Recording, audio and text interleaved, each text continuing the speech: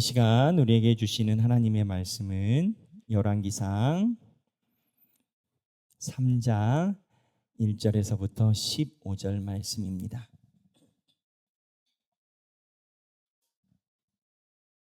열왕기상 3장 1절에서부터 15절 말씀입니다.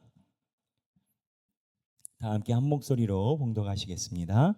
솔로몬이 애굽의 왕 바로와 더불어 혼인 관계를 맺어 그의 딸을 맞이하고 다윗성에 데려다가 두고 자기의 왕궁과 여호와의 성전과 예루살렘 주위의 성의 공사가 끝나기를 기다리니라.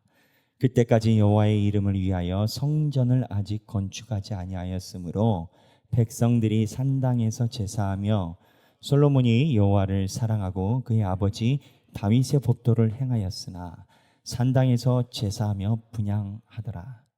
이에 왕이 제사하러 기브온으로 가니 거기는 산당이 큼이라. 솔로몬이 그 제단에 1,000번제를 드렸더니 기브온에서 밤에 여호와께서 솔로몬의 꿈에 나타나시니라. 하나님이 이르시되 내가 내게 무엇을 줄고 너는 구하라. 솔로몬이 이르되 주의 종 내 아버지 다윗이 성실과 공의와 정직한 마음으로 주와 함께 주 앞에서 행함으로 주께서 그에게 큰 은혜를 베푸셨고 주께서 또 그를 위하여 이 큰 은혜를 항상 주사 오늘과 같이 그의 자리에 앉을 아들을 그에게 주셨나이다. 나의 하나님 여호와여, 주께서 종으로 종의 아버지 다윗을 대신하여 왕이 되게 하셨사오나 종은 작은 아이라 출입할 줄을 알지 못하고 주께서 택하신 백성 가운데 있나이다. 그들은 큰 백성이라 수여가 많아서 셀 수도 없고 기록할 수도 없사오니 누가 주의 이 많은 백성을 재판할 수 있사오리까? 듣는 마음을 종에게 주사 주의 백성을 재판하여 선악을 분별하게 하옵소서. 솔로몬이 이것을 구하매 그 말씀이 주의 마음에 든지라. 이 하나님이 이르시되 내가 이것을 구하도다. 자기를 위하여 장수하기를 구하지 아니하며 부도 구하지 아니하며 자기 원수의 생명을 멸하기도 구하지 아니하고 오직 송사를 듣고 분별하는 지혜를 구하였으니 내가 내 말대로 하여 내게 지혜롭고 청명한 마음을 주노니 내 앞에도 너와 같은 자가 없었거니와 내 뒤에도 너와 같은 자가 일어남이 없으리라. 내가 또 내가 구하지 아니한 부귀와 영광도 내게 주노니 내 평생에 왕들 중에 너와 같은 자가 없을 것이라. 내가 만일 내 아버지 다윗이 행함같이 내 길로 행하며 내 법도와 명령을 지키면 내가 또 내 날을 길게 하리라. 솔로몬이 깨어보니 꿈이더라. 이에 예루살렘에 이르러 여호와의 언약궤 앞에 서서 번제와 감사의 제물을 드리고 모든 신하들을 위하여 잔치하였더라.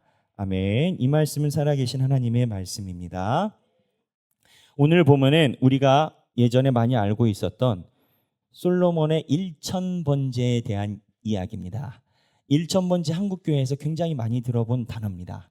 솔로몬이 하나님께 1,000번제를 드려서 복받았다. 무슨 복받았냐? 솔로몬이 지혜를 구했다. 지혜를 구했는데 하나님이 더블로 겹더블로 줘가지고 지혜를 구해야 저게 딸려오는구나.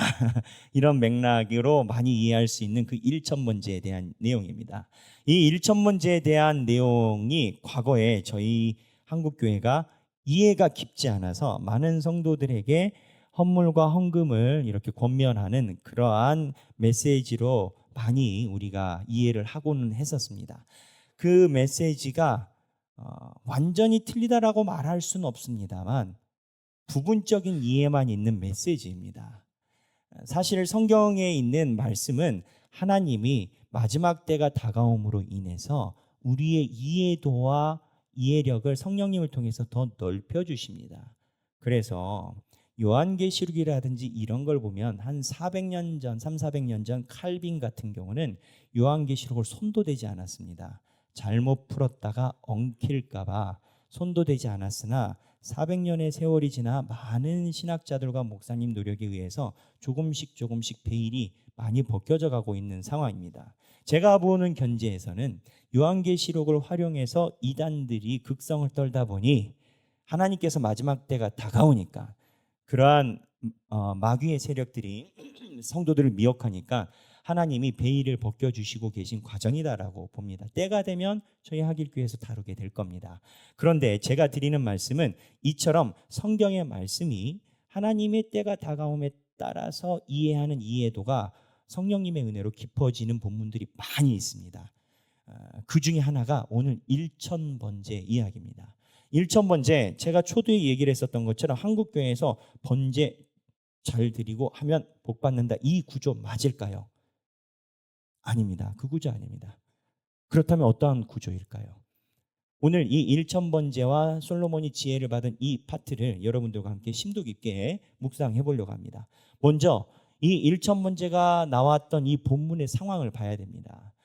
본문의 상황을 볼 때 우리는 전체적인 열왕기서에 나오는 솔로몬의 평가를 염두에 두고 다시 생각해 봐야 됩니다. 무슨 얘기냐? 우리는 솔로몬 하면 하나님께 지혜를 구해가지고 무조건 복받고 칭찬받은 사람으로만 알아요. 한국교회에서 메시지를 전할 때 그 본문을 가장 많이 전하고 나머지는 스킵하는 경우가 많았기 때문이에요. 하지만 열왕기서는 그렇게 얘기하지 않아요. 열왕기서는 솔로몬이 하나님께 복으로 출발했어요.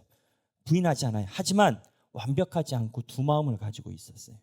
그래서 솔로몬이 외교 정책의 일환으로 많은 외교적 결혼을 하면서 700명, 300명, 본처가 700, 후궁이 300, 1000명 가까운 여성의 기록이 성경에 남아있고 그 여성들이 국제적 결혼을 하면서 자기의 신들을 다 데리고 왔어요. 밥그릇신, 주방신, 대야신, 요강신, 이 요강신 기타 등등 다 들어올 때마다 와이프에 대한 예우로 솔로몬이 이스라엘 안에 최초로 그들의 산당을 지어주기 시작했습니다. 여기 보면 솔로몬에 대해서 우리가 알아야 되는 게 있어요. 사울과 다윗이 자기의 처들이 몇몇 있었지만 사울과 다윗은 이스라엘 백성 밖으로 넘어간 적은 없어요. 근데 솔로몬은 국제 외교 정책의 일환으로 결혼을 많이 한 건 거예요. 하나님이 기뻐하시겠습니까? 기뻐하지 않아요. 그래서 열왕기서 10장 11장에 보면 죄송합니다. 열왕기서 10장 11절에 보면 하나님께서 솔로몬에게 이 행위 때문에 나라를 쪼개신다라고 얘기를 해요. 그래서 솔로몬 이후로 남과 북으로 나눠지게 된 겁니다. 그래서 솔로몬에게는 빛과 그림자가 같이 있어요. 빛과 그림자를 언제나 열왕기서가 같이 이야기를 해요. 근데 이 빛과 그림자가 같이 있는 게 현대인에게 가장 적절해요. 왜냐하면 현대인들도 예수를 의지함과 그림자인 세상적인 것을 같이 겸해서 살아가기 때문입니다. 그러면 성경에서 솔로몬의 빛과 그림자를 얘기를 할 때 뭘 얘기를 하느냐? 열왕기상 3장이 지혜장이에요. 솔로몬이 일천번제 드리고 하나님께 지혜를 받는 장이에요. 근데 희한하게 1절에 보면 솔로몬이 바로의 딸과 결혼했다라는 본문이 딱 드러나요. 지난주에 이 부분에 대해서 심도 깊게 저희가 하나님의 음성을 들었어요. 그래서 바로의 딸과 결혼했다라는 것이 성경에서 좋은 메시지가 아니라는 거예요. 바로는 누구예요? 이스라엘 백성들을 430년 동안 탄압한 이집트 그 사람이. 모세가 알면은 정말 화가 엄청나게 날 만한 사건인 건 거예요. 솔로몬이 바로의 딸과 결혼했다라는 것을 열왕기상 3장은 굳이 1절에 딱 박아놔요. 그리고 나서 2절, 3절 가다 보면 우리가 과거에 했었던 이해가 오류로 빠지길 수밖에 없었던 단어로 여호와를 사랑했었다라는 표현이 나옵니다. 여기 보면 열왕기상 3장 3절에 보면 솔로몬이 여호와를 사랑하고 그의 아버지 다윗의 법도를 행하였으나 산당에서 제사하며 분향하더라라고 표현이 나와요. 여기 보면 잠시 후에 설명하겠지만 산당은 열왕기서에서 아주 좀 과한 표현하면 경기 일으키는 장소입니다. 근데 솔로몬이 여호와를 사랑한다고 하잖아요. 이게 앞뒤가 안 맞는 거예요. 성사학자들이 연구를 해보니 여기 여호와를 사랑한다는 단어가 히브리어로 아합라는 단어를 썼습니다. 그런데 열왕기서의 맨 마지막에 솔로몬이 많은 여자들을 국제 결혼해서 그들의 신상을 데리고 들어올 때 그들을 사랑하더라라고 할 때 썼던 단어가 동일한 단어를 씁니다. 아합을. 히브리어는 사랑이라는 단어를 표현할 수 있는 단어가 많아요. 그리고 하나님께 대한 사랑에 대한 표현도 헤세드를 포함해서 쓰는 단어들이 많아요. 근데 여기 아브라라는 단어를 앞과 뒤, 솔로몬의 성전 전과 마지막에 이방 신전에 배치를 했다는 겁니다. 무슨 얘기냐? 이방 여인을 솔로몬이 어떻게 사랑했겠어요? 겉만 보고 사랑한 거예요. 어떻게 겉만 보고 사랑했겠어요? 그 여인의 집안 배경. 솔로몬이 국제 결혼해서 여인으로 맞을 정도 되면 그 나라가 유용한 나라인 건 거예요. 두 개 중에 하나겠죠. 집안 배경이든지 남자가 볼 때 이쁘던지. 근데 왕이나 돼가지고 굳이 외국에 있는 사람들을 찾아갈 일은 없고 집안 배경에 대해서 겉으로 했던. 그러니까 3절에 여호와를 사랑했다라는 이 문구가 하나님에 대해서 충실하지 않고 모자란, 하나님에 대해서 충분히 이해하지 않은 반반적인 모습으로 기록이 됐다는 거예요. 그러고 나서 솔로몬의 마음이 바로 만나고 반반적인 마음이 됐고, 그 다음에 우리가 봐야 되는 유심한 성경 구절이 있습니다. 솔로몬이 하나님의 성전을 짓는데 몇 년이 걸렸냐? 7년 걸렸습니다. 근데 솔로몬이 자기의 왕궁을 짓는데 성경의 기록에 의하면 몇 년 걸렸냐? 13년 걸렸습니다. 그런데 우리는 솔로몬이 자기 성전을 먼저 짓고 왕궁을 진 것으로 그냥 선이해를 가져갑니다. 하지만 이 3장에 보면 그렇게 얘기하지 않습니다. 3장 1절에 보면 그의 딸을 바로와 더불어 혼인관계를 맺어 그의 딸을 맞이하고 다윗성에 데려다가 두고 자기의 왕궁과 여호와의 성전과 예루살렘 주위의 성의 공사가 끝나기를 기다리니라. 무슨 얘기예요? 동시다발적으로 공사가 같이 일어났다는 거예요. 그러면 이 공사에서 솔로몬의 포인트가 어디에 있겠습니까? 우리는 성전이기를 기대합니다. 그런데 일반적으로 정성을 많이 들인 공사가 오래 간다라고 볼 때 솔로몬의 궁전이 13년이고 하나님의 성전이 7년이라는 것이 참 불쾌한 기록인 건 거예요. 거기다가 쐐기를 박는 것이 열왕기상 7장에 보면 솔로몬이 자기가 결혼한 아내들을 위해서 별채 집들을 다 따로 짓습니다. 그리고 3장 1절에는 바로와 혼인을 해서 그의 딸이 와 있습니다. 그래서 다윗성에 있다가 공사가 진행되니까 기록에 의하면 잠깐 다른 곳에 삽니다. 무슨 얘기입니까? 결혼했는데 집에 못 들어간 거예요. 결혼했는데 내가 지은 집에 아직 들어가지 못하는 거, 준공이 안 끝난 거예요. 이 배경에서 솔로몬이 1,000번제를 가져간 겁니다. 근데 이러한 의혹적인 측면에서 한 차원 더 이거를 확증한다라고 보는 게 솔로몬이 제사를 드렸던 기브온이 문제입니다. 이 기브온은요, 지금 언약궤가 없습니다. 언약궤는 누가 빼서 성전에 성에다 갖다 놨냐? 누구? 자기 아버지 다윗이 언약궤 올 때 춤추고, 이 본문도 우리가 깊이 살펴봤지 않습니까? 다윗이 춤추고 하면서 하나님께 엎드려서 자복해서 언약궤를 예루살렘에 가져왔어요. 근데 왜 예루살렘에서 안 할까요? 왜 안 한지 아십니까? 이 기브온 산당이 소위 종교 행사 시스템이 많이 열리는 예식장 같은 곳이었습니다. 그래서 기브온 산당에서 하나님께 예배만 드렸으면 좋은데 기록에 의하면 이스라엘 백성들이 여기서 이방 무교 행위도 했었다라는 기록이 있어요. 아, 목사님, 갑자기 이스라엘 백성들이 무교 이방 신단이라뇨. 그런데 성경을 보면 성경은 지속적으로 얘기를 해요. 맨 위에서부터 올라가면 야곱이 라반에게서 도망칠 때 야곱의 아내가 자기 아버지가 가장 소중하게 여기는 걸 훔쳐왔어요. 그게 뭐예요? 우상신상 드라빔이었어요. 그거를 낙타 위에다 숨겨놓고 깔고 앉아 일어나라고 했더니 제가 여성 생리 중이어서 못 일어납니다. 핑계대고 그거를 갖고 왔어요. 우상신상을 갖고 왔다는 기록을 성경에 해놓고 있어요.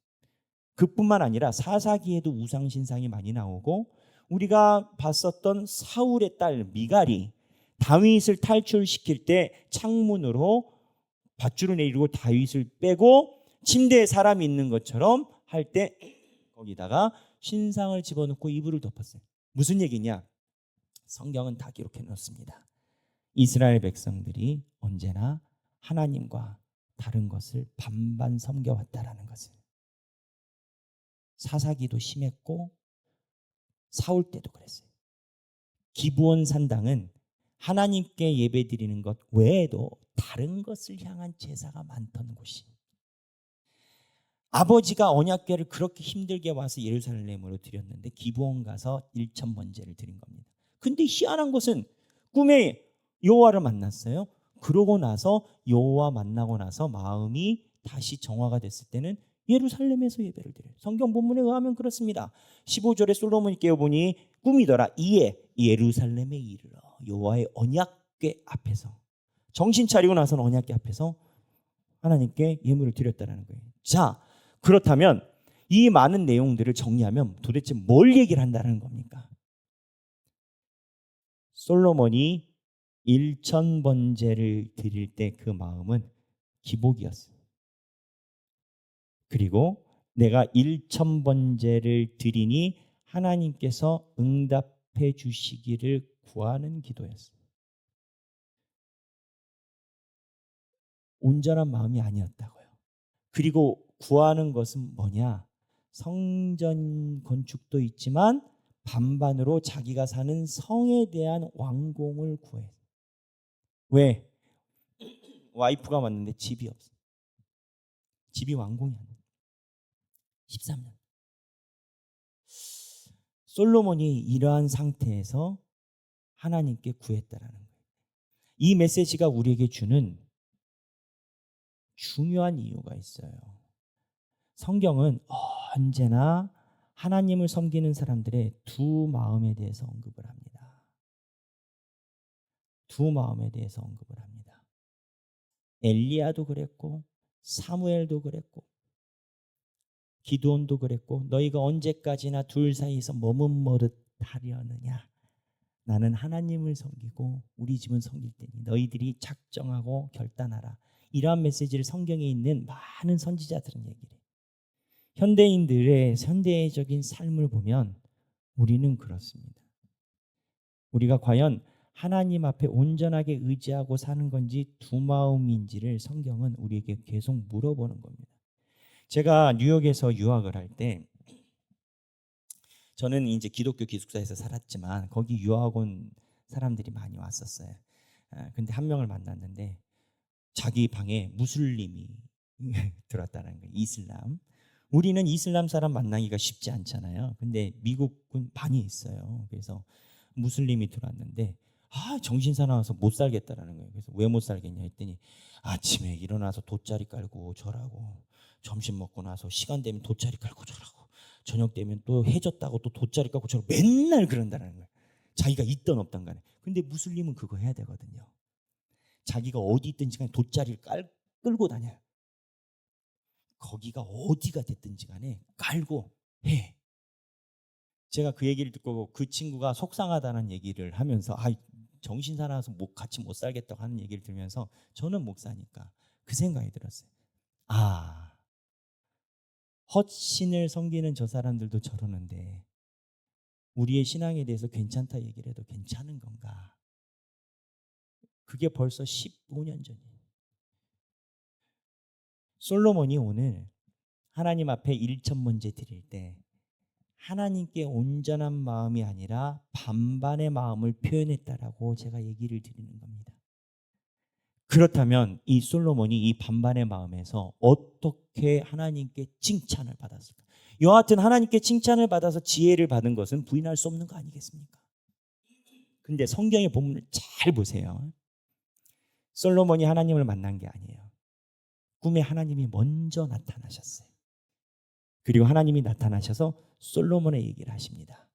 뭐라고 얘기를 하셨냐? 우리 개역개정에 보면 솔로몬의 얘기를 할 때 5절입니다. 기브온에서 밤에 여호와께서 솔로몬의 꿈에 나타나시니라. 그것도 하나님이 얼마나 급하셨으면 기브온에서 나타나셨어요. 하나님이 이르되 내가 내게 무엇을 줍고 너는 구하라. 우리는 이 본문의 해석을 가지고 내가 내게 무엇을 줄까 하니까 기브온에서 칭찬받아서 뭘 줄게, 이 그림을 당연한 도식으로 그릴 수 있어요. 그런데 원문에 대해서 해석을 잘한 세번역에 보면 뭐라고 나오냐면, 세번역에는 이렇게 나오지 않고 나에게 구하라 라고 얘기를 하세요. 내가 너에게 무엇을 주기를 바라느냐, 나에게 구하여라 라고 얘기를 해요. 무슨 얘기냐, 나에게 구하여라 라는 말이 역으로 얘기를 하면 너는 왜 나한테 구하지 않느냐라는, 기브온 산당에서 너는 왜 반반통닭으로 내가 아닌 다른 것으로 구하냐. NIV 성경은 더 명확하게 얘기해요. 여기 하단부에 보면 ask for whatever you want me to give you 라고 나오잖아요. 여기 보면 ask가 구하라는 건데 중간에 중요한 포인트가 me예요. me가 누구냐? 나. ask me, 나에게 구하라라고 얘기를 하시는 거예요. 하나님이 솔로몬에게 나타나서 기브온 산당에서 1000번째 드렸던 솔로몬의 마음에 정곡을 얘기를 하신 거예요. 솔로몬이 한 행위는 뭐였을까요? 솔로몬이 한 행위는 종교적 흥정입니다. 하나님이 나에게 잘 구하라라고 얘기를 하셔요. 그때 그 다음에 솔로몬이 보인 모습이 솔로몬에게 축복을 받게 합니다. 솔로몬에게 보인 모습이 뭐냐? 하나님이 이 얘기를 하셨을 때 솔로몬이 철저하게 하나님 앞에 엎드립니다. 그리고 하나님을 고백합니다. 어떻게 고백했을까요? 솔로몬이 자기가 왕이 된 역사를 이야기를 합니다. 오늘 개역개정의 본문에 보면 솔로몬이 하나님이 이렇게 말할 때 뭐라고 얘기를 하느냐, 6절에 보면 솔로몬이 이르되 주의 종 내 아버지 다윗이 성실과 공의와 정직한 마음으로 주와 함께 주 앞에서 행함으로 주께서 그에게 큰 은혜를 베푸셨고라고 얘기를 해요.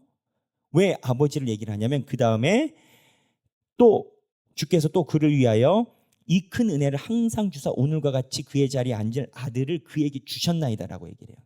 여기서 우리가 봐야 되는 핵심 워드가 있어요. 단어가 있어요. 은혜라라는 단어예요. 솔로몬은 자기가 지금 왕위에 있는 게 아버지의 은혜로 나를 커버해 줬다라는 거예요. 그런데 여러분, 은혜라는 표현을 집중해야 돼요. 왜 은혜라는 표현을 집중해야 되느냐? 여러분, 은혜라는 표현을 어떨 때 사용을 할까요? 내가 오늘 회사에서 하루 종일 일했어요. 내가 받아야 되는 일당이 10만 원이에요. 회장님이 내가 하루 종일 일했는데 10만 원 줬어요. 그걸 은혜라라고 얘기를 하지 않습니다. 우리는 그거를 정당한 보수라라고 얘기를 합니다. 은혜라라는 것은 내가 한 일 대비 과하게 더 받는 것이 은혜입니다. 솔로몬은 자기 아버지 때 왕위를 하나님께서 명령과 규례를 다 만족했다라는 게 아니라 명령과 규례를 보셨을 때 다 지켜서 다윗이 정당하게 보수를 가져갔다, 이게 아니라 우리 아버지가 그러했지만 하나님이 챙겨준 게 더 많다라는 거예요. 근데 여기서 솔로몬의 자기 인식을 하나님 앞에 내놓는 거예요. 내가 오늘 왕위에 앉은 것이 아버지의 은혜로 여기까지 왔다라는 거예요. 무슨 얘기냐? 우리가 지난 3주 동안 계속 솔로몬을 봤어요. 솔로몬이 왕이 될 때 많은 정치공학적인 방법을 사용했습니다. 그리고 성경은 그걸 얘기를 합니다. 그런데 여러분, 우리 그거를 알아야 돼요. 사람은요, 자기가 정치공학이 됐든 노력에서 당연한 결과가 있을 거라고 생각하지만 당연하지 않아요. 사람은 언제나 1분 1초 수없이 많은 선택의 기로에 놓여 있습니다. 이 많은 내가 선택할 수 있는 것, 쉽게 얘기를 하면 하길교회로 오늘 올 것인지, 집에서 아직 양치를 안 했으니까 영상으로 볼 것인지, 아니면 바쁘니까 나중에 볼 것인지, 아니면 오늘은 패스하고 다른 일을 보러 갈 것인지, 아니면 잠깐 신앙생활은 방학 기간에 들어갈 것인지, 여러 가지 우리는 당연한 줄 알아요. 하지만 칼빈은 그 얘기를 합니다. 이 부분에서 예정과 성도의 견인을 얘기를 해요. 성령님으로 하나님께서 마음을 부르시지 않으면 어느 누구도 하나님의 말씀 위로 나오는 게 불가능하다는 거예요. 니들이 마음 열었다? 그 마음을 만진 게 하나님이라는 거예요. 칼빈은. 그 마음은 너희가 자생적으로 당연히 주어지는 게 아니라라는 거예요. 근데 솔로몬이 그 마음이 아니라 자기가 왕이 된 과정을 보니까 술수를 쓰고 계략은 내가 썼지만 끝자락을 하나님이 잡은 거예요. 솔로몬처럼 정치공학으로 접근한다고 해서 역풍의 위기가 없는 게 아니에요. 말씀을 인해서 봤지만 요압하고 아도니아를 죽였을 때 거기서 끝나지 않아요. 아비아달을 추방했을 때 거기서 끝나지 않아요. 요압과 아비아달과 아도니아의 밑에 있는 수없는 장수들이 있어요. 수장 쫓아낸다고 그 사람들만 쫓겨나는 게 아니에요. 그 라인들이 있다고요. 얼마든지 역풍이 일어날 수 있어요. 특히 요압은. 근데 솔로몬이 했지만 내 지혜가 아니라 하나님께서 은혜로 이 길을 왔다라는 거예요. 무슨 얘기냐? 이게 솔로몬이 축복받은 포인트라는 거예요. 1,000번째로 하나님께 무언가 기복을 하고 하니까 하나님이 와서 너는 내게 구해라. 하나님이 나타나니까 솔로몬이 정신 차려서 하나님께 구한 게 뭐냐? 주여, 내가 무언가 된 것처럼 여기고 하나님께 1,000번째로 종교적 흥정하듯이 했는지 모르지만 여호와를 만나니 내가 지금까지 서 있는 게 모든 게 주의 은혜입니다 라고 얘기를 하는 거예요. 그리고 나서 그 다음 절엔 내가 아이라 출입할 줄 모른다. 하나님께 솔직히 얘기를 해요. 내가 세 번역에 보면 출입할 줄이 아니라 내가 어떻게 처신할 줄을 모른다라고 고백을 해요. 솔로몬이 하나님 앞에 처신을 제대로 할 줄 모른다라는 표현을 쓰면서 자기의 있는 상황을 하나님께 그대로 얘기를 해요. 정리하면 이렇습니다. 솔로몬이 1,000번째로 인해서 하나님께 흥정해서 복받은 게 아니라 여호와가 찾아왔을 때, 하나님이 먼저 찾아왔을 때 그 하나님 앞에 자기의 무력함을 솔직하게 말씀을 드리고 하나님이 주시는 지혜를 구했다는 거예요. 여기가 핵심이에요.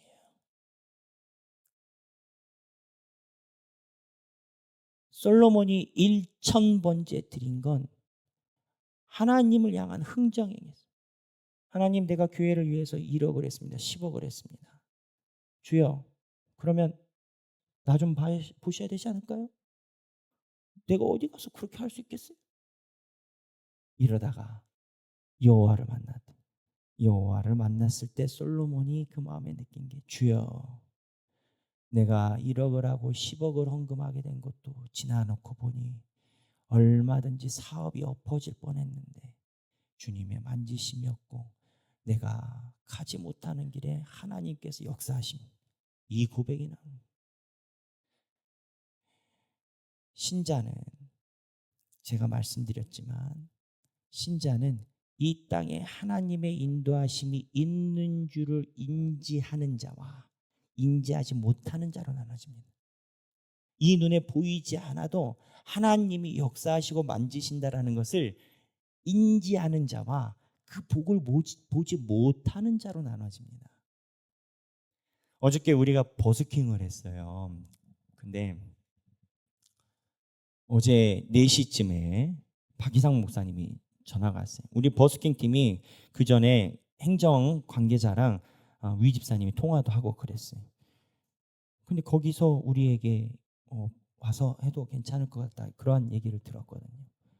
갔는데 박희상 목사님 전화하는데, 목사님, 관계자가 나와서 절대 안 된다라고 합니다. 왜?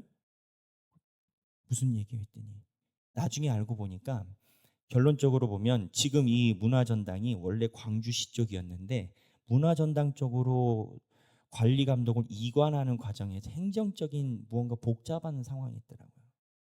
이 결론은 현장 관계자가 못한다. 그래서 우리가 가지고 있는 짐을 그 장소에 집어넣지도 못하고 보도블록을 다 빼라는 거예요. 어제 4시에 그 전화를 딱 받으니까 머리가 새카매지네. 새하얘지네. 까매진 건지 하얘진 건지 모르겠는데 하여튼 머리에 먹통이에요. 어떻게 하겠어요. 근데 결론을 얘기 드리면 하나님께서 길을 내사 예상치도 않은 모든 것으로 이 길을 내셨어요. 어저께 제가 그 일 읽고 마음에 전화통을 막 붙들어야 되겠다는 생각이 들었어요. 물론 전화를 했죠. 해야 되고. 그런데 그 전에 하나님께 기도를 드리는데 무언가 마음에 이렇게 평안이 오는 거예요. 무슨 얘기냐? 우리가 준비해서 그 결과가 당연한 거라고 생각하지 않는다라는 거예요. 걸음걸이 한 걸음 한 걸음마다 하나님께서 우리에게 길을 내시고 인도하시는 게 있다라는 거예요. 솔로몬이 하나님 앞에서 고백한 건 뭐냐면 여호와여 내가 1,000번째 드릴 정도 되고 1,000번째 하면서 솔로몬이 돈 안 들었겠어요? 소 한 마리가 얼마겠어요? 1,000번째라는데 1,000마리라는 사람도 있는데 어쨌든 그 돈을 쓰면서 하나님 내가 이 정도 했으니 이거 아닙니까? 했는데 여호와가 내게 구하라 했더니 솔로몬이 주여 내가 왕위에 앉은 게 여호와의 은혜로 인함입니다. 그런데 내가 나를 보니 내가 할 수 있는 게 없습니다. 주여 지혜를 주소서. 이때 하나님의 축복을 받은 거예요. 신재영 목사님 오셔서 재밌는 용어를 우리에게 던져주고 와서 저는 머리 잘 써먹고 있어요. 그게 뭐냐? 교라벨. 교회 라이프 앤 밸런스. 워라벨의 신조어예요. 워라벨이 뭡니까? 워크 라이프 밸런스. 말 참 좋아. 뭐냐면 나 놀 때 건들지 말라라는 거야. 회사도 건들지 말고 사장님도 건들지 말고. 그래서 유행한 게 딱 음소거 해놔. 회사에서 퇴근하면. 우리의 라이프 요즘에는 근데 회사에 나온 CEO들이나 요즘 나오는 사람들도 그 얘기 안 하더라고요. 세상 살아가는 게 그렇게 쉽냐. 그렇게 워라벨 해가지고 자기가 원하는 사업을 이룰 수 있는 줄 아느냐. 뭐 대놓고 얘기를 하다가 요즘엔 분위기가 좀 바뀐 것 같아. 근데 교라벨은 안 바뀌어. 교회 라이프는 뭐냐. 교회에서 하는 것과 내 라이프에 대한 거리. 우리는 두 마음을 가지고 있어요. 신앙생활을 해도 월요일부터 토요일까지는 세상 속에서. 그런데 여러분 우리는 그거를 알아야 됩니다. 하나님의 인도하심을 구하고 두 가지 방법 중에 세상의 방법을 포기함이 진정한 지혜라는 겁니다. 제가 광주에 오게 된 것도 하나님의 은혜의 사연이라고 저는 고백을 해요. 그런데 여튼 우여곡절 그때 광주에 왔었는데 제가 목사가 되고 가장 힘들었던 순간을 당면한 적이 있어요. 물론 여러분들이 아시지만 그때 기도를 했어요. 여러 가지 제가 선택할 수 있는 몇 가지 카드가 있었어요. 선택의 길이 있어요. 저는 저희 아버지가 이제 목사님이시기도 하지만 저희 아버지를 많이 존경합니다. 어렸을 때도 그랬고 지금도 마찬가지인데 제가 그런 과정에 저희 아버지도 모든 하여튼 전국이 저를 다 아는 상황이었으니까 대한민국 땅이 저를 교계에 있는 분은 다 아는 상황이었고 기사도 나고 그랬던 상황이에요. 아버지께 말씀을 드렸어요. 아버지, 성도들이 교회를 함께 하자고 합니다. 제가 함께 하지 않으면 청빙을 해서라도 하나님의 교회를 세우고 싶다라고 합니다. 기도해 보자. 근데 오래 걸리지 않았어요. 그때 저희 아버지께서 저에게 하신 말씀이 목사가 하나님께서 기뻐하지 않는 길을 선택하면 목회 못한다. 네 마음속에 하나님께서 주시는 마음이 중요하다. 세상적인 각도 중요하지 않다. 그래서 하나님의 은혜로 여러분들과 함께 가게 됐어요. 그런데 2년 동안 뭐 소소하게 산과 바다와 들과 광야로 왔다리 갔다리 했어요. 주여. 그런데 어제 버스킹을 하는데 제 마음속에 그 생각이 드는 거예요. 다음 이번 주에 신앙교육 세미나도 가는데 우리 성도들이 버스킹하고 교육 세미나를 하는 거 보면서 마음이 너무 기쁜 거예요. 그러면서 하나님께서 주시는 음성이 여러분 제가 교육 때도 그랬지만 우리 서로가 하나님 앞에서 한마음인 게 중요하다라고 저는 봐요. 뭐냐? 저는 여러분들이 하나님께서 이렇게 말씀에 집중하는 성도들을 하나님이 보내주신 게 저는 복이라 생각해요. 무슨 얘기냐? 요즘 성도들은요, 일반 기성교회에서 성경 공부하자면 안 모여요. 뭐 가르쳐 주다면 안 해. 목사님들이 물론 안 하는 것도 있겠지만 성도들도 관심이 없어. 제가 교육한다고 여러분들이 함께 앉아 있는 게 저에게 당연한 게 아니에요. 하나님이 이런 성도들을 만나게 하신. 근데 성도들도 마찬가지예요. 자기들이 말씀을 배우고 싶어도 그러한 여차하찬 연으로 교회 가서 말씀 배우는 게 제일 어려워요. 왜? 없으니까. 여차저차한 이유로 클래스가 없고 관심이 없고 다른 거에 관심이 있어요. 여러분들도 우리 하길교회에 있는 것이 복인 거예요. 제가 보는 것은 이건 건 거예요. 우리가 어느 분이 얘기를 하셨는데 지난주에 오셨던 새가족분이 그래도 감사하게 많이 우리 교회에 대해서 기도하고 보시지 않았나 싶어요. 우리 교회가 9월에 입당 예배를 한 걸 아시더라고요. 저희가 맞거든요. 8월 15일에 교회를 우리가 매입을 했고 그걸 감사해서 9월 달에 입당 예배를 했어요. 그러니까 입당 예배로 치면 2년 된 건 거예요. 근데 여러분 2년 됐다고 이런 성도들을 만나는 게 당연한 거고 여러분들이 이런 교회를 만나는 게 당연한 거겠습니까? 전 당연하지 않다고 생각합니다. 전적인 하나님의 인도하심과 은혜라고 전 생각을 해요. 생각이 아니라 지나온 우리 하길교회 발자취를 보면 사실이고 팩트고 현실이에요. 하나님이 솔로몬에게 얘기를 하세요. 너는 어디 가서 구하고 있냐라. 언제까지 그렇게 반반으로 구하냐라. 솔로몬이 하나님께 제사 안 드렸나요? 대의 명분은 패러다임은 하나님께 드린 제사였어요. 솔로몬이 이방신에다가 플랜카드 걸고 했나요? 그러지 않아요. 그런데 하나님은 중심을 보시는 하나님. 그래서 솔로몬이 얘기를 하지 않습니까? 성경에 중심을 보시고 오늘 본문에 그러지 않습니까? 중심을 보시는 하나님께서 하나님이 솔로몬에게 가서 얘기를 해요. 너는 어디다 구해? 내게 구하라. 하나님의 교회 성전의 문을 연다고 다 같은 성도가 아닙니다. 주님 앞에 예배 드린다고 다 같은 성도가 아니에요.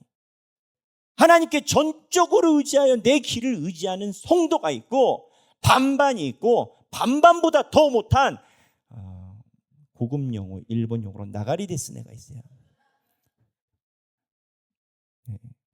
우리 일본어 잘하시는 분이 웃음으로 제 발음을 인정해 주셨어요. 여러분, 솔로몬이 하나님께 칭찬을 받은 것은 하나님만 전적으로 의지하고 구해서 하나님께 아랜 것 때문에 지혜와 복과 따블에 복을 받은 겁니다. 우리 성도들의 삶의 자리를 보면 여러 가지 삶의 문제가 있어요. 우리 하길교회가 2년 동안 하나님께서 그렇게 인도하셨다라고 현실적인 고민거리가 없나요? 있어요. 배경기 목사는 그럼 2년 동안 개인적, 교회적 고민거리가 없나요? 있어요. 그런데 그 자리에서 하나님을 전적으로 의지하면 현실이 나를 압도하지 못하고 하나님이 현실을 압도해서 이끌고 가세요. 어제 버스킹 못할 뻔했다니까요. 버스킹뿐만 아니라 우리의 삶이 하나님을 전적으로 의지하면 우리 눈에는 보이지 않아도 살아계신 하나님이 우리가 예상하지 못한 곳으로 길을 내세요. 하나님은 솔로몬의 이야기를 보고 니들 나쁜 애들이다, 맴매 맞아야 된다, 그걸 이야기를 하는 게 아니에요. 솔로몬의 경우를 보고 솔로몬이 아니라 너가 솔로몬이 되라라고 얘기를 하시네요. 우리 사랑하는 모든 성도분들이 삶이 어려울 때 여러 가지 수와 상황과 환경에 먼저 하나님께 전적으로 의지하시는 성도들이 되시길 주님의 이름으로 축원합니다. 우리 이 시간에 함께 찬양하기를 원합니다. 제가 어제 묵상하고 기도하다가 처음 우리가 하는 찬양이에요. 그런데 이 가사가 오늘 본문에 너무 적절하다라고 마음이 들었어요. 주만 의지해라라는 찬양이에요. 우리가 의지했던 모든 것이 변해가고, 여러분 신앙생활에서 모든 상황이 변하잖아요. 그러면 하나님한테 하염없이 억울합니다. 하나님이 솔로몬 안 만져주셨잖아요. 1000번째 드리고 나서 하나님한테 따졌을 거예요. 하나님, 내가 했었던 이거 안 보이세요? 이게 돈으로 몇 푼인지 아세요? 근데 하나님을 의지하면 그 계산법이 아니라 모든 것이 내 은혜고 앞으로도 하나님이 나를 이끌어 가시겠구나. 내가 할 일은 하나님만 의지하는 것. 그때 하나님이 모든 것을 갚아주신. 그렇게 되면 오늘 가사가 주어진 내 삶이 작게만 보여도, 어려운 상황에 놓여 분들은 아십니다. 어려운 상황에 놓이면 내 삶이 답이 없이 작게만 보여요. 그런데 선하신 주님이 내 삶이 초라하고 없어 보이고 모양 빠지는 것 같고 저 사람들은 잘 사는 것 같은데 나는 맨날 힘든 것 같고, 그럴 때 주님이 나를 이끌고 계심을 본다는 거예요. 언제? 주를 의지할 때. 하나님은 중심을 보세요. 내가 전적으로 의지하는지 반반인지 하나님은 중심을 보세요. 하나님을 의지하는 자, 하나님이 이끄실 줄로 믿습니다. 찬양하겠습니다.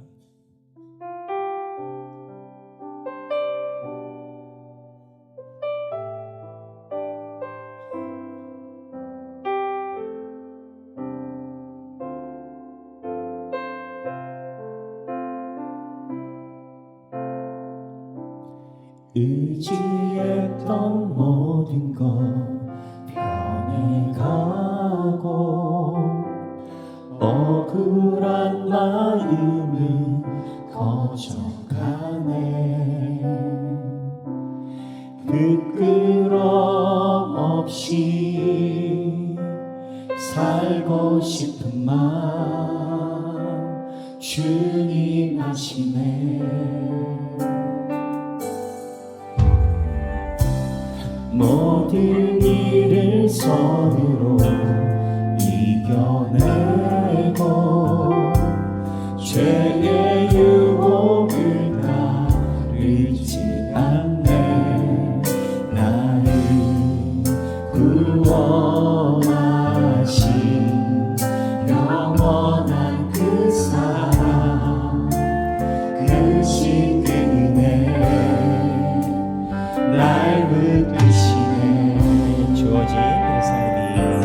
주어진 내 삶이 작게만 보여도 선하신 주 나를 이끄실 보내. 중심을 보시는 주님만 따르네. 날 택하신 주만 의지해.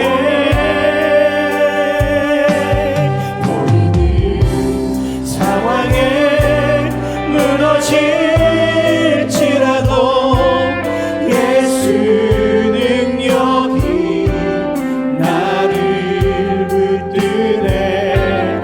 보이지 않아도 주님만 따르네. 내 평생 주님을 노래하리라. 우리 다시 한번 의지했던 모든 것 변해가고, 의지했던 모든 것 변해가고, 억울한 마음은 거져가네.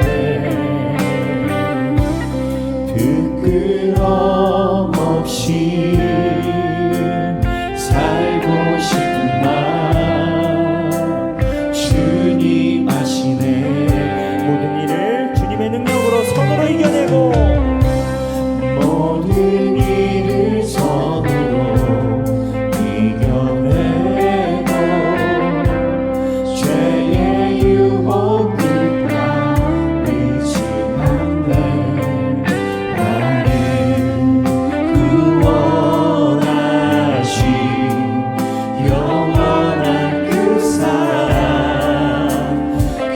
크신 그대 날 붙드시네. 주어진 내 삶이 작게만 모여도 선하신 주 나를 이끄신 모래 중심을 보시는 주님만 따르네. 날 택하신 주만 의지해. 보이는 상황에 무너질지라도 예수는 여기 나를 붙드네. 보이지 않아도 주님만 따르네. 내 평생 주님을 노래. 주어진 내 삶이 작게만 보여도 주어진 내 삶이 작게만 보여도 선하신 주 나를 이끄신 모래 중심을 보시는 주님만 따르네. 날 택하신 주만 의지해.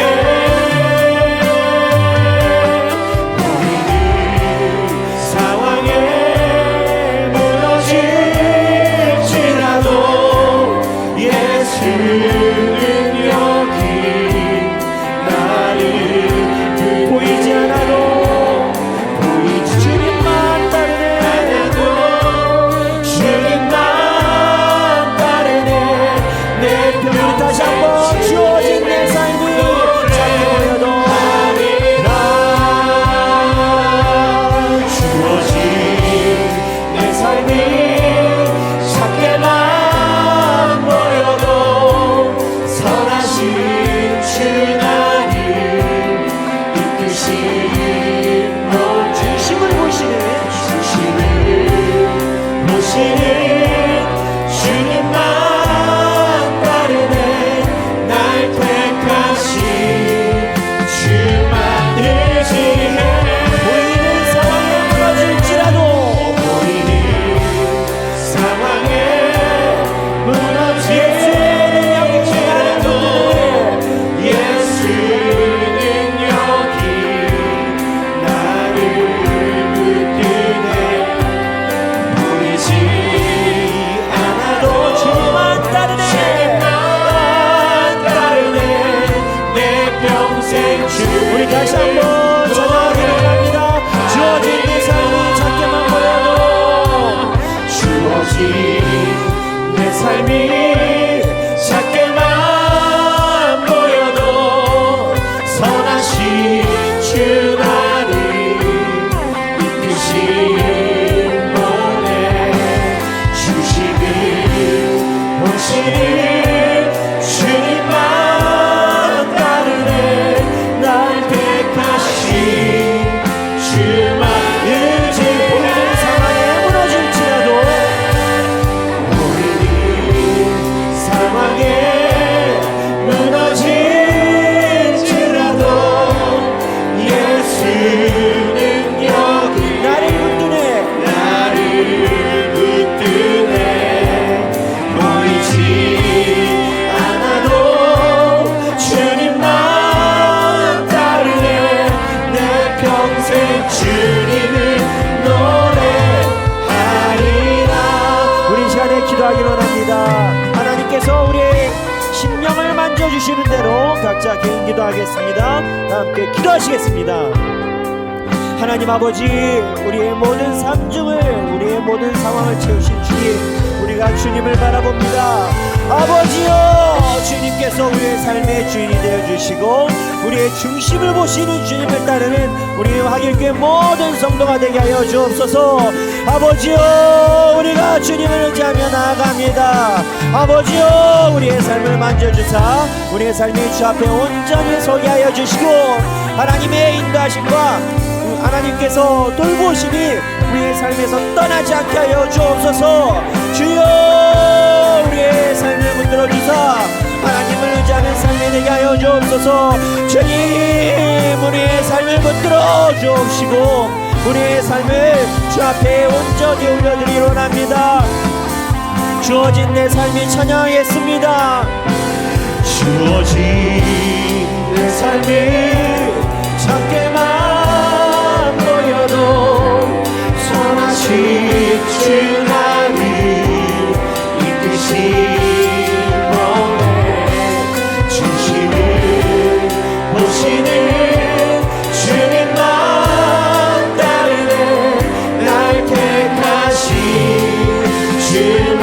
보이는 상황에 우리가 무너질지라도 보이는 상황에 무너질 예수의 능력이 나를 붙드네. 예수는 여기 나를 보이지 않아도 주님만 따르네. 보이지 않아도 주님만 따르네. 내 평생 주님. 다시 한번 주어진 내 삶이 작게만 보여도 주어진 내 삶이 작게만 보여도 선하신 주 나를 이끄시네. 중심을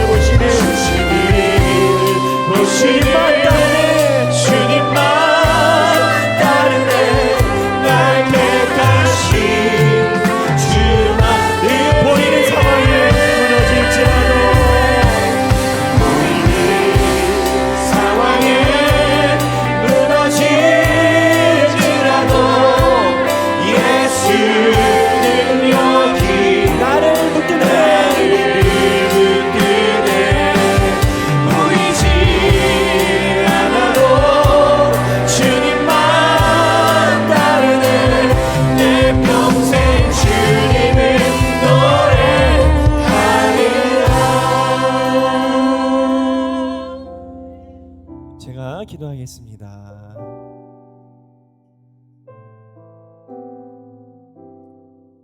하나님 아버지, 우리 하길교회 성도들이 때로는 자기의 삶이 작게만 보이고 상황에 무너졌다라고 느낄 때도 있고, 미래의 길에 생각하기만 해도 답답하다라고 느낄 때가 있습니다. 하나님, 그때가 주님을 의지할 때인 줄로 압니다. 광야에서 우리가 주님을 의지하는 것이 더욱 분명해지는 은혜의 순간이 되게 하여 주옵소서. 주어진 내 삶이 작게만 보여도 선하신 주님이 나를 이끄시고, 주님을 의지할 때 내 중심을 아시는 주님께서 우리를 택하사 더욱더 주님을 의지하게 하시고, 주님께서 나를 붙드심을 우리가 날마다 고백하며 살아가는 삶이 되게 하여 주옵소서. 하나님, 솔로몬이 1000번째로 주 앞에 나갔다가 주님께서 내게 구하라 할 때 하나님의 은혜 앞에 아마도 눈물을 흘리며 주님을 의지하며 은혜를 구했을 것입니다. 우리 하길교회 성도가 그때 솔로몬의 자손이 되게 하여 주옵소서. 우리가 다윗의 자손이 되게 하시고 하나님의 은혜로 이끌어지는, 주님이 날마다 이끌어주시는, 붙들어주시는 성도가 되게 하여 주옵소서. 이제는 우리 주 예수 그리스도의 은혜와 하나님 아버지의 극진하신 사랑과 성령님의 감동 감화 교통하심이 보이는 상황에 무너질지라도 예수님의 능력을 붙잡고 살아가기 원하는 사랑하는 모든 주님의 백성들 머리 위에 지금으로부터 영원토록 함께 계시길 성부와 성자와 성령의 이름으로 간절히 축원하옵나이다. 아멘.